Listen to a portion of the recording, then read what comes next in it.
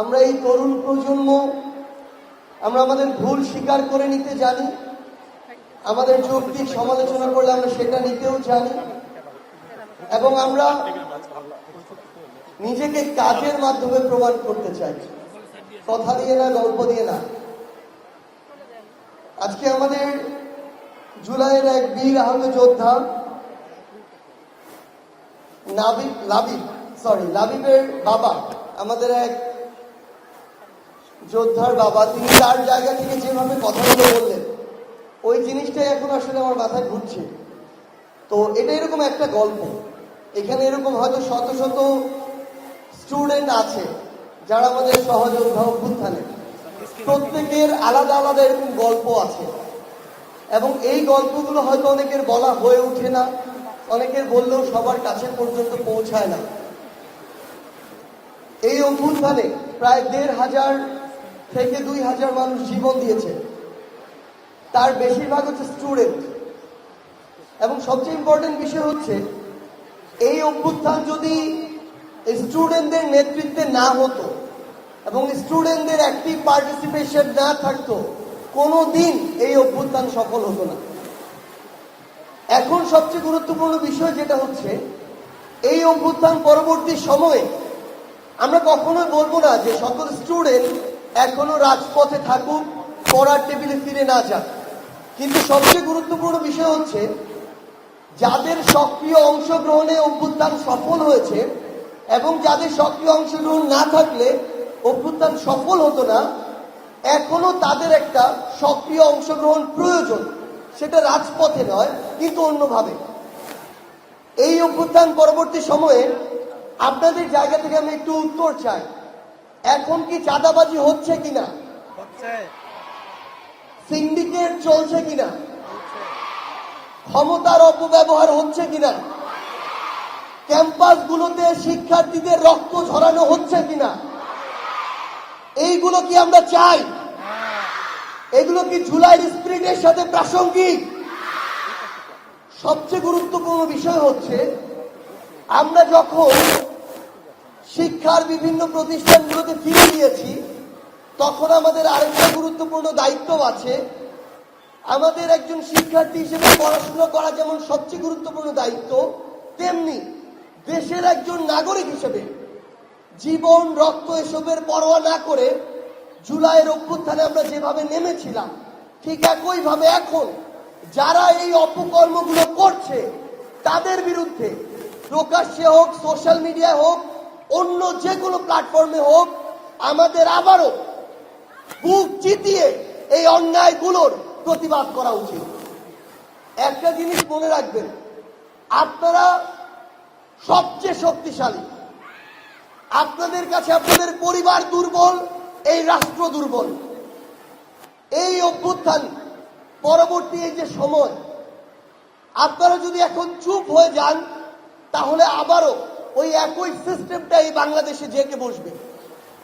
আমরা আপনাদেরকে কখনোই বলবো না যে সবাই সবকিছু বাদ দিয়ে রাজনীতিতে অংশগ্রহণ করুন, কিন্তু এই দেশের জন্য যে স্পিরিটকে বুকে ধারণ করে আপনি রাজপথে নেমেছিলেন, সেই স্পিরিটকে বাঁচিয়ে রাখার জন্য আপনার এখনো এ সকল অন্যায়, এই অন্যায় যদি আমি করি তাহলে আমার বিরুদ্ধে বলবেন, এই অন্যায় যদি অন্য কোনো সমন্বয়ক করে তার বিরুদ্ধে বলবেন, এই অন্যায় যদি আপনার অভিভাবক করে তার বিরুদ্ধে বলবেন, এই অন্যায় যদি আপনার শিক্ষক করে তার বিরুদ্ধে বলবেন, এই অন্যায় যদি বাংলাদেশের অন্য যে কোনো রাজনৈতিক দল করে তার বিরুদ্ধে বলতে হবে। যতদিন আপনি এই অন্যায়গুলোর বিরুদ্ধে প্রতিবাদটা জারি রাখবেন, ততদিন বাংলাদেশ সঠিক পথে এগিয়ে যাবে। যেদিন আপনি চুপ হয়ে যাবেন, সেদিন তারা আপনার মাথায় জেকে বসবে। তো আমরা তরুণ প্রজন্মের প্রতিনিধি হিসেবে, এই অভ্যুত্থানে অংশগ্রহণকারী একজন আন্দোলনকারী হিসেবে, পুরো বাংলাদেশের রাজনৈতিক দল থেকে শুরু করে যারা ক্ষমতার বিভিন্ন জায়গায় আছেন, হোক আমলা, হোক পুলিশ অফিসার, হোক অন্য যে কেউ, তাদেরকে শুধু একটা স্পষ্ট কথা বলি, অভ্যুত্থান শেষ হয়েছে, কিন্তু আমাদের লড়াই শেষ হয়নি।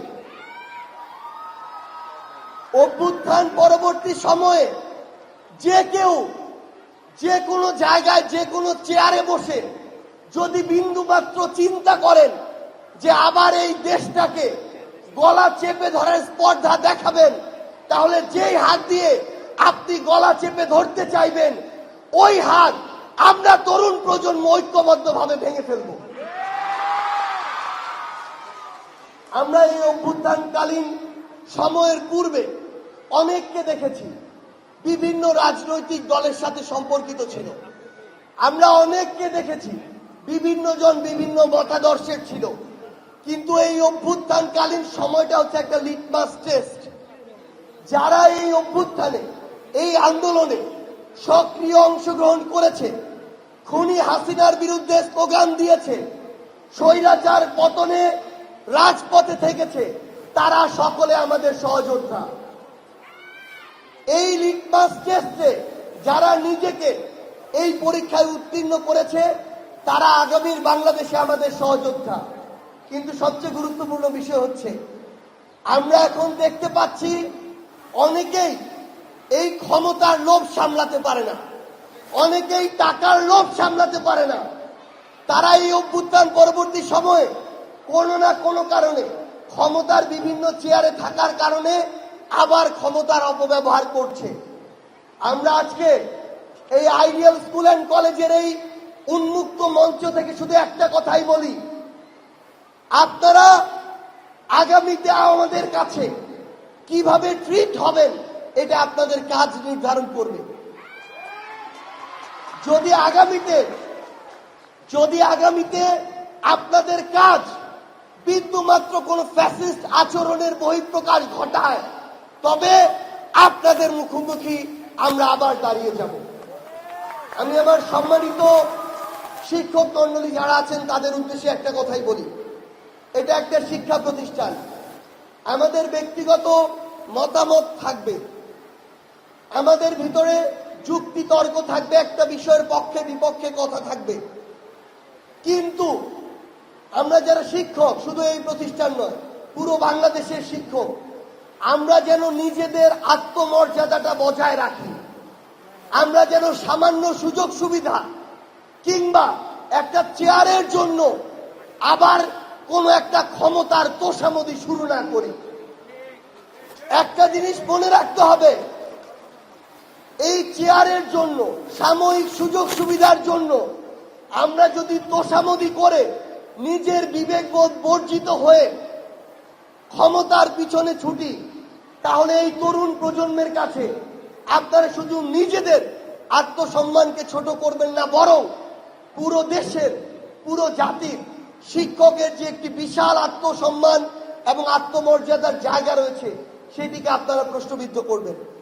তো এখানে আমাদের তরুণ প্রজন্মের যেমন দায়িত্ব রয়েছে, সরকার রাজনৈতিক দলগুলোর যেমন দায়িত্ব রয়েছে, আমাদের যারা সম্মানিত শিক্ষক সমাজ তাদেরও একটা গুরুত্বপূর্ণ দায়িত্ব রয়েছে। আমরা আপনাদেরকে একটা কথাই বলি, জুলাইয়ের অভ্যুত্থানে যারা ফ্যাসিস্টের দোসর ছিল তারা কিন্তু এখনো হারিয়ে যায়নি, হারিয়ে গেছে। তো এমন অনেক শিক্ষার্থী, শিক্ষক, অভিভাবক ছিল যারা এখন দেখবেন আবার বিভিন্ন ক্ষমতা লোভীদের কারণে, বিভিন্ন চাটুকারদের কারণে আবার কোন ঠাসা হয়ে যাচ্ছে ধীরে ধীরে। আপনাদের সবাইকে ঐক্যবদ্ধভাবে তাদেরকে প্রোটেক্ট করতে হবে।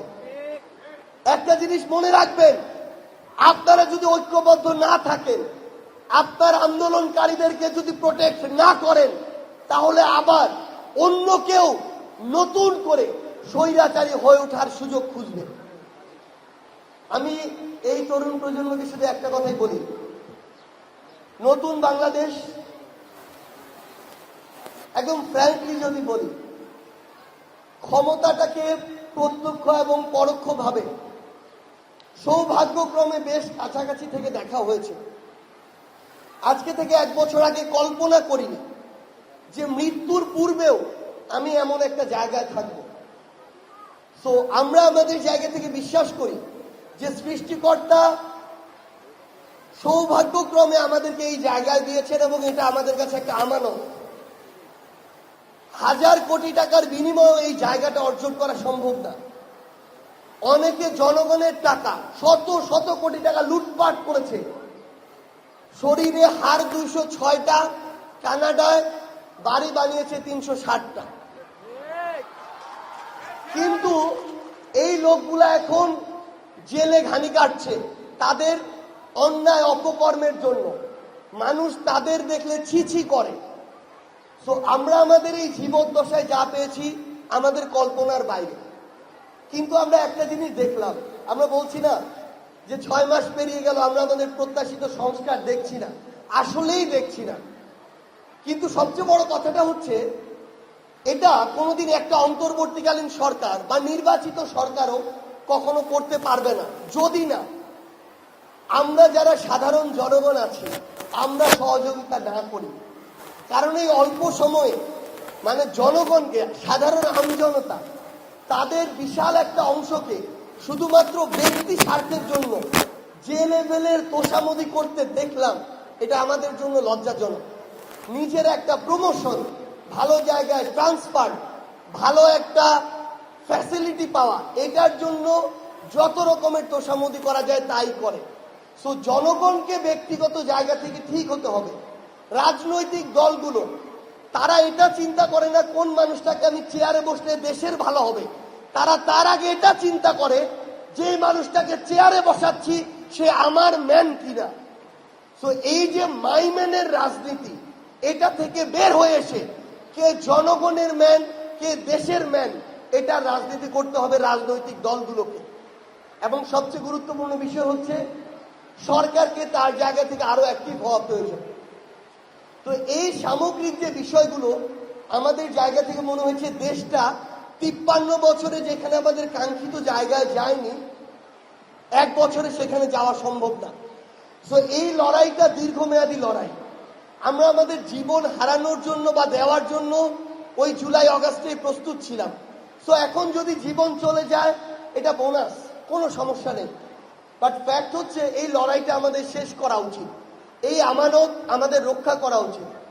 এবং এই দেশটাকে যদি আমরা কাঙ্ক্ষিত জায়গায় নিতে চাই, অন্তত 1 দশক আমাদের ফাইট করতে হবে সকল অন্যায়ের বিরুদ্ধে, অপকর্মের বিরুদ্ধে। তো সেই জায়গা থেকে আমরা তরুণ প্রজন্মের নেতৃত্বকে সামনে রেখে নতুন করে আগামী বাংলাদেশে রাজনৈতিক পলিটিক্যাল ওই জায়গাটিতে যেতে চাই। আমরা যাব খুব দ্রুত। আমি শুধু আপনাদেরকে একটা কথাই বলি, আমরা যেন আর কারো অন্ধ ভক্ত না হই। ভালোকে ভালো বলবো, খারাপকে খারাপ। আমার রাজনৈতিক দল যদি এমন কাজ করে যেই কাজটা দেশের জন্য ভালো নয়, আপনার পছন্দের নয়, আপনি সেটার একদম যৌক্তিকভাবে সমালোচনা করবেন। এটা যদি আমি হই আমার ক্ষেত্র, অন্য কেউ হয় তার ক্ষেত্র। কিন্তু আবার যদি আমাদের মধ্যে ভয়টা জেকে বসে তাহলে আবার স্বৈরাচার আমাদের মাথায় জেকে বসবে। তো এই জায়গায় আপনাদের সক্রিয় অংশগ্রহণটা চাই। আমার মনে হয়েছে যে আইডিয়াল স্কুল অ্যান্ড কলেজ বাংলাদেশের প্রথম সারির একটা শিক্ষা প্রতিষ্ঠান। আপনাদের প্রতি কৃতজ্ঞতা যে আপনারা, আপনাদের মাঝে আমি এসে কথা বলবো এটার জন্য আমাকে যোগ্য মনে করেছেন। অবশ্যই আপনাদের মাঝে আবারও আসা হবে এবং আমরা বিশ্বাস করি আপনাদের এই যে স্পিরিট, ভিতরের এই যে আর্জ, এটা আপনারা ধরে রাখবেন যতদিন না এই বাংলাদেশকে আপনারা আপনাদের কাঙ্ক্ষিত জায়গাটিতে দেখছেন, ততদিন পর্যন্ত আমাদের সাথে আপনাদের আবারও দেখা হবে, হয় রাজপথের সংগ্রামে অথবা বিজয়। ইনকিলাব জিন্দাবাদ। আচ্ছা, আমরা স্লোগান দিতে পারি একটু, তাই না সবাই?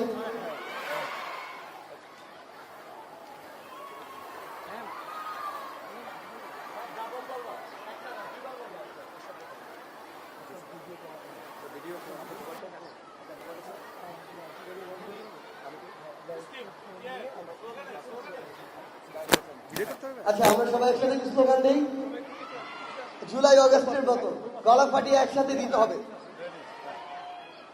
এই কোটা নামে ধাও, কোটা নামে ধাও, আপোষ না সংগ্রাম, আপোষ না সংগ্রাম। ক্ষমতা না জনতা, জনতা জনতা ক্ষমতা না জনতা, জনতা জনতা দিয়েছি তো রক্ত, আরো দেব রক্ত আরো দেব রক্ত, দিয়েছি তো রক্ত রক্তের বন্যায় ভেসে যাবে অন্যায় ভেসে যাবে অন্যায়। রক্তের বন্যায় আবু সাইদ মুগ্ধ, শেষ হয়নি যুদ্ধ শেষ হয়নি যুদ্ধ, আবু সাইদ মুগ্ধ দিল্লি না ঢাকা, ঢাকা ঢাকা দিল্লি না ঢাকা, ঢাকা ঢাকা কোটা না মেধা, মেধা মেধা আপোষ না সংগ্রাম, সংগ্রাম সংগ্রাম ক্ষমতা না জনতা, জনতা জনতা দিয়েছি তো রক্ত, আরো দেব রক্ত আরো দেব রক্ত, দিয়েছি তো রক্ত রক্তের বন্যায় ভেসে যাবে অন্যায় ভেসে যাবে অন্যায়। রক্তের বন্যায় আবু সাইদ মুগ্ধ, শেষ হয়নি যুদ্ধ শেষ হয়নি যুদ্ধ। আবু সাইদ মুগ্ধ আমাদের যুদ্ধ এখনো শেষ হয়নি, শেষ হওয়া পর্যন্ত আপনাদের সাথে আবারও লড়াইয়ে দেখা হবে, রাজপথে দেখা হবে। সে পর্যন্ত ভালো থাকবেন, বাংলাদেশকে ধারণ করবেন। সবাইকে অসংখ্য ধন্যবাদ।